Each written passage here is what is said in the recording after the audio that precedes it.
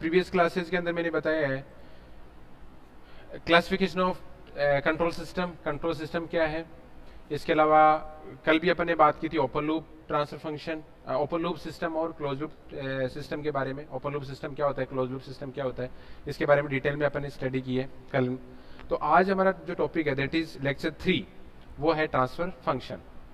तो transfer function basically क्या होता है उसके बारे में अपन स्टडी करते हैं। तो जैसे कि डेफिनेशन ये है कि transfer function represent the relationship between the output signal of the control system and the input signal.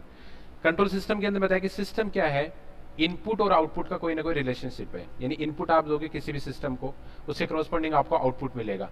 तो जो ट्रांसफर फंक्शन है वो रिप्रेजेंट क्या करता है, रिलेशनशिप को, मतलब उनके बीच में संबंध स्थापित करता है। किन किन के बीच में, आउटपुट है जो किसी भी सिस्टम का आउटपुट है और जो इनपुट है उसके बीच के जो रिलेशनशिप है उसी को ही ट्रांसफर फंक्शन बोला जाता है। और ये ट्रांसफर फंक्शन है बहुत ही एक इंपॉर्टेंट टर्म है और ये एंटायर आपके कंट्रोल सिस्टम में बार बार ये काम आने वाली है। जहां पे भी ट्रांसफर फंक्शन आपका नाम आएगा तो आपको माइंड में स्ट्राइक होना चाहिए कि कंट्रोल सिस्टम की किस चीज के बारे में बात करने जा रहा है।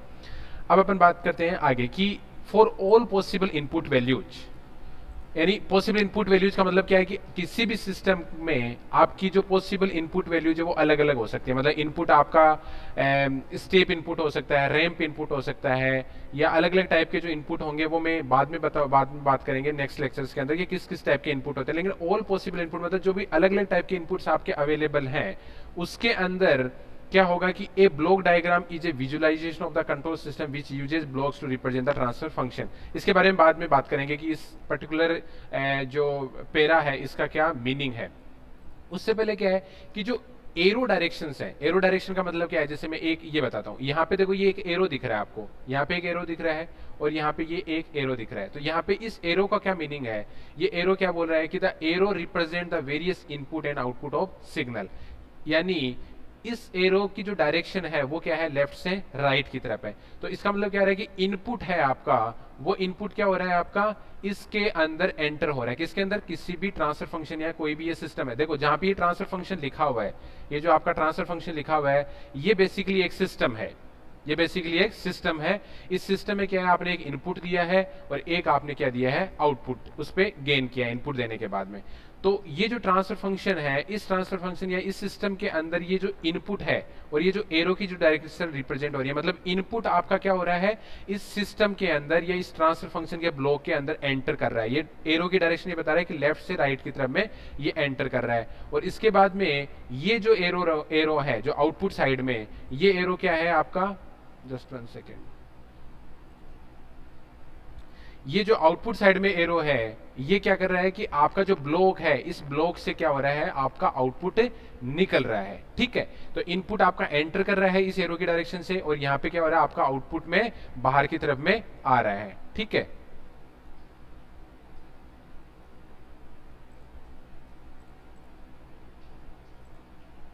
ओके। अब इसके बारे में और बात आगे करते हैं अपन। तो जो ट्रांसफर फंक्शन क्या है, बेसिकली इनपुट और आउटपुट का रिलेशन, मतलब आउटपुट और इनपुट सिग्नल उसका रिलेशनशिप को ही रिप्रेजेंट करता है। अब देखो मैंने जैसे क्लास के अंदर भी बताया था कि फॉर एनी कंट्रोल सिस्टम, यानी किसी भी कंट्रोल सिस्टम के लिए जो आपका इनपुट होता है उसको आप एक्साइटेशन भी बोलते हो। मतलब इनपुट या एक्साइटेशन को एक ही चीज है और उसके करस्पॉन्डिंग और एक्साइटेशन को ही कोज बोला जाता है। मतलब उसका मेन कारण क्या है, कोई भी चीज का जो मेन कारण है, यानी इनपुट है, इनपुट को एक्साइटेशन भी बोल सकते हो और कोज भी बोल सकते हो। ये क्या करेगा, which operates through a transfer function, that is transfer function.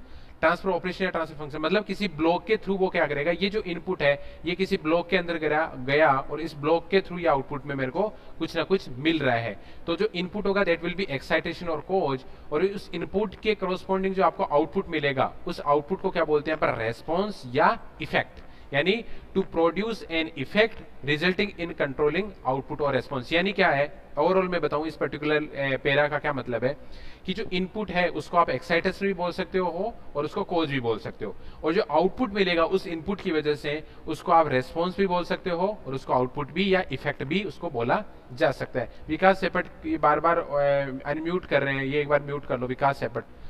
ठीक है, फॉर एनी कंट्रोल सिस्टम, तो ये वाला ये बात हुई है। अगेन क्या है देखो, ट्रांसफर फंक्शन बेसिकली क्या है, आउटपुट सिग्नल और इनपुट सिग्नल उसका रिलेशनशिप है। अभी मैंने बताया कि आउटपुट है उसको आप क्या बोल सकते हो, इफेक्ट भी बोल सकते हो, रेस्पॉन्स भी बोल सकते हो, या आउटपुट भी बोल सकते हो। इसी तरीके से जो इनपुट है, इनपुट को क्या क्या बोला जा सकता है, इनपुट खुद बोल सकते हो, उसको एक्साइटेशन बोल सकते हो, और एक टर्म और आई थी दैट इज कोज। तो मैं ये बोल सकता हूं कि इनपुट और आउटपुट का जो रिलेशन है उसको हम क्या बोलते हैं, ट्रांसफर फंक्शन। तो मैं ये भी तो बोल सकता हूं कि कोज और इफेक्ट रिलेशनशिप, कोज क्या है आपका इनपुट, जैसे यहाँ पे क्या है एक्साइटेशन या कोज एक ही चीज है, या इनपुट एक ही चीज है, उसी तरीके से आउटपुट और रेस्पॉन्स या इफेक्ट भी एक ही चीज है, मतलब एक दूसरे की ये पर्यायवाची है, सिनोनिम्स है। सिनोनिम्स है कि मतलब एक्साइटेशन कोज और इनपुट एक ही चीज है, इसी तरीके से इफेक्ट आउटपुट और रेस्पॉन्स भी एक ही चीज है। जिस तरीके से आउटपुट और इनपुट का रिलेशनशिप को ट्रांसफर फंक्शन बोलते हैं, उसी तरीके से मैं क्या बोल सकता हूं कि जो कोज और इफेक्ट का जो रिलेशनशिप है, या आउटपुट और इनपुट का जो रिलेशनशिप है, उसको क्या बोलते हैं अपन, ट्रांसफर फंक्शन बोलते हैं। यानी इन्होंने क्या है कि सेम जो डेफिनेशन है उसको अलग तरीके से बता दिया। पहले उन्होंने बताया कि आउटपुट और इनपुट का जो रिलेशनशिप है, या इनपुट या आउटपुट का जो रिलेशनशिप है, उसको अपन ट्रांसफर फंक्शन बोलते हैं। उसी चीज को ये बोल दिया है कि कोज और इफेक्ट का जो रिलेशनशिप है, या इफेक्ट या कोज का जो रिलेशनशिप है, उसको भी हम क्या बोलते हैं, ट्रांसफर फंक्शन ही बोलते हैं। कोज और इफेक्ट, कोज क्या होता है आपका इनपुट होता है, इफेक्ट उसके कॉरस्पॉन्डिंग जो मिलने वाला आउटपुट होता है। तो बेसिकली ये मेरा एक इनपुट है, ठीक है, ये मेरा एक इनपुट है, ये मेरा आउटपुट है। तो इनपुट और आउटपुट के बीच के जो रिलेशनशिप है, यानी जो बीच का जो रिलेशनशिप है, वो क्या है, मेरा ट्रांसफर फंक्शन है। तो ये इनपुट मेरा यहाँ पे है, आउटपुट मेरा यहाँ पे है, इन दोनों के बीच का जो रिलेशनशिप है that is simply called as the transfer function, और ये चीज क्या होगी आपकी ट्रांसफर फंक्शन। होपफुली आपको समझ में आया होगा। अब देखो जिस तरीके से डिफरेंशिएशन, जैसे अवकलन होता है, इंटीग्रेशन होता है, आपका समाकलन होता है, जिस हिसाब से मैं एक्स स्क्वायर की अगर बात करूं, कोई भी मैथमेटिकल फंक्शन है दैट इज एक्स स्क्वायर, उसका मैं अगर डिफरेंशिएशन की बात करूं या उसके अवकलन की बात करूं, तो एक्स स्क्वायर का क्या हो जाएगा, मेरा 2x हो जाएगा, ठीक है। एक्स क्यूब है मान लो, तो उसका क्या हो जाएगा 3x square, n x n to the power -1। कोई भी डिफरेंशिएशन है अपना, ठीक है, डिफरेंशिएशन है, जैसे मान लो x है तो उसका डिफरेंशिएशन क्या होगा। तो इसी तरीके से एक टर्मिनोलॉजी है that is Laplace transform, that is क्या है, लाप्लास। जिस हिसाब से इंटीग्रेशन होता है, इंटीग्रेशन और डिफरेंशिएशन यानी अवकलन और समाकलन मैथमेटिकल टूल है, मतलब कोई भी चीज को सॉल्व। अब आपको ये चीज आई होगी कि सर कोई भी मैथमेटिक्स में इंटीग्रेशन या डिफरेंशिएशन की नीड क्यों है, या उनकी जरूरत क्यों है। तो सिंपली उसका समझने का रीजन है कि कोई भी कॉम्प्लिकेटेड अगर कोई इक्वेशन है, कोई भी कॉम्प्लिकेटेड अगर आपकी समीकरण है, उसको सॉल्व करने के लिए मैथमेटिक्स के अलग अलग टूल्स प्रोवाइडेड हैं मैथमेटिक्स के अंदर, जिसके अंदर डिफरेंशिएशन, इंटीग्रेशन या कोई और मेथोडोलॉजी है वो काम में आती है। तो इंटीग्रेशन और डिफरेंशिएशन बेसिकली मैथमेटिकल टूल है किसी भी कॉम्प्लिकेटेड इक्वेशन को सॉल्व करने के लिए। तो सेम उसी तरीके से जो लाप्लास ट्रांसफॉर्म है, this is also A type of mathematical tool, यानी ये भी एक मैथमेटिकल टूल है जो कॉम्प्लिकेटेड मैथमेटिकल इक्वेशंस हैं उनको सॉल्व करने के लिए काम में आता है। तो आपको यहाँ पे बिल्कुल भी पैनिक होने की जरूरत नहीं है कि लाप्लास ट्रांसफॉर्म है क्या चीज, ये क्या नई कोई बला है या नई कोई चीज है, नहीं। Laplace transformer is also a mathematical tool as similar as the integration and the differentiation, यानी डिफरेंशिएशन और इंटीग्रेशन जैसे मैथमेटिकल टूल है, उसी तरीके से लाप्लास ट्रांसफॉर्मर भी क्या है, आपका एक मैथमेटिकल टूल ही है, ठीक है। इतना ही समझने की जरूरत है, न इससे आगे की समझने की जरूरत है, न इससे पीछे की समझने की जरूरत है। तो अब देखो इन लाप्लास ट्रांसफॉर्म, यानी अब मैं क्या कर रहा हूं कि जो ये जो इनपुट और आउटपुट है, या जो ट्रांसफर फंक्शन है, मैं उसको एक मैथमेटिकल टूल के हेल्प से सॉल्व करना चाहता हूं, यानी वो मैथमेटिकल टूल क्या होगा, मेरा लाप्लास ट्रांसफॉर्म होगा। तो उसके लिए मैं क्या मानता हूं कि सपोज करो कि जो इनपुट है उसको मैंने रिप्रेजेंट किया है अगर लाप्लास ट्रांसफॉर्म अगर मैं यूज करता हूं, मैथमेटिकल टूल यूज करता हूं, और जो इनपुट है उसको मैं रिप्रेजेंट करता हूं, सपोज करो आर ऑफ एस, ठीक है। यहाँ पे एस है वो क्या है, बेसिकली एक फ्रीक्वेंसी को रिप्रेजेंट करती है। मैं नेक्स्ट क्लासेस के अंदर बताऊंगा कि ये फ्रीक्वेंसी डोमेन और टाइम डोमेन क्या चीज होती है, बट एक बार के लिए आप ये समझ लो कि जो लाप्लास ट्रांसफॉर्म है वो रिलेटेड है आपका फ्रीक्वेंसी डोमेन से, फ्रीक्वेंसी से रिलेटेड है, ठीक है। जैसे फ्रीक्वेंसी आपकी एफ होती है, उसी तरीके से 2 पाई एफ, अगर एफ को अगर मैं 2 पाई से मल्टीप्लाई कर दूंगा that will be convert into omega, तो omega equal to 2 pi F.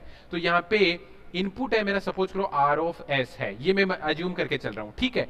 और आउटपुट है वो मेरा सपोज करो सी ऑफ एस है। जिस तरह से मैंने मैथमेटिकल नोमेनक्लेचर बताया था आपको कि अगर आपके पास कहीं टी दिखता है तो यू हैव टू अज्यूम उसको टाइम कंसीडर करना है, u ऑफ t है तो आपको हमेशा उसको इनपुट कंसीडर करना है टाइम डोमेन के अंदर, और अगर आपका y ऑफ t है तो इसको आउटपुट आपको मानना है टाइम डोमेन में। देखो यहाँ पे एक चीज में थोड़ा सा इंट्रोड्यूस करना चाहूंगा, टाइम डोमेन और फ्रीक्वेंसी डोमेन की चीज आ रही है।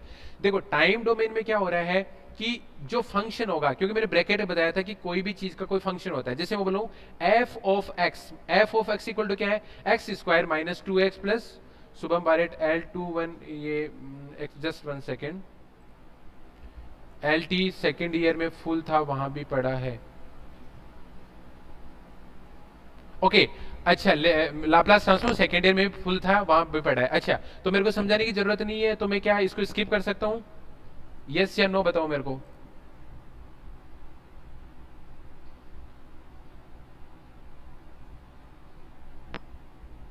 आवाज क्लियर नहीं, मैसेज कर सकते हो मेरे को आप?